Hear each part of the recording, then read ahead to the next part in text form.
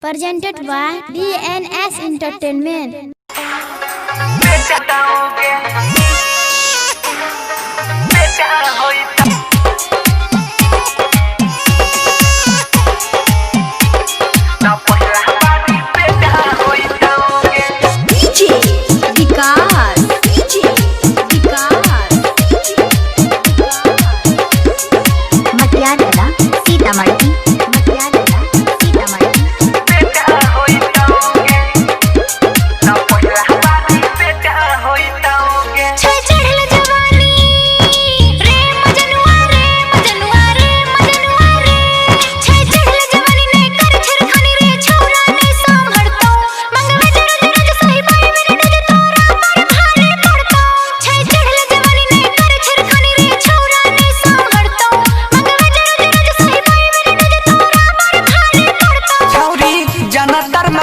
बहुजे मनतर का पहला बारी बेटा होइता गे छौरी जनतर में मारा बहुजे मनतर का पहला बारी बेटा होइता गे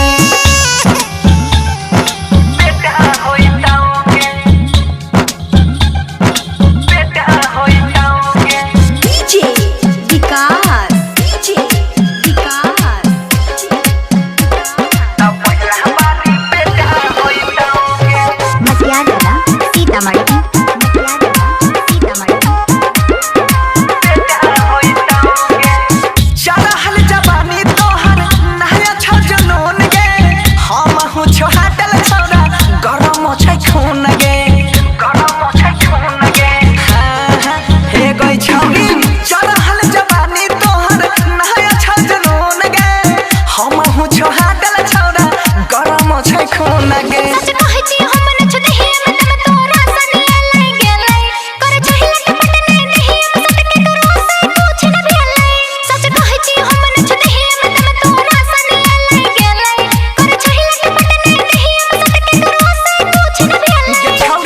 जनतर में मारा बहुजे मनतर तो पहला बारी बेटा होइता गे छौरी जनतर में मारा बहुजे मनतर तो पहला बारी बेटा होइता गे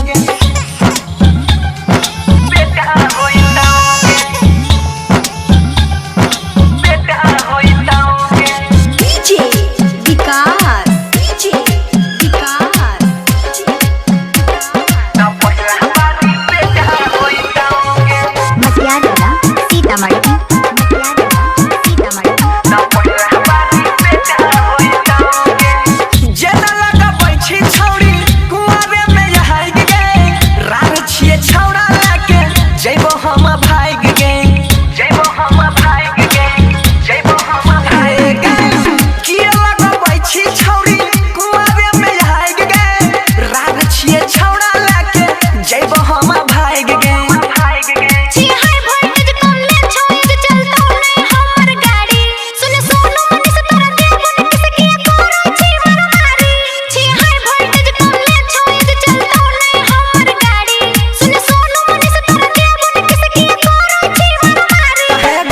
जनतर में मारा बहुजे मनतर तो पहला बारी बेटा होइता गे छौरी जनतर में मारा बहु जखनी मनतर तो पहला बारी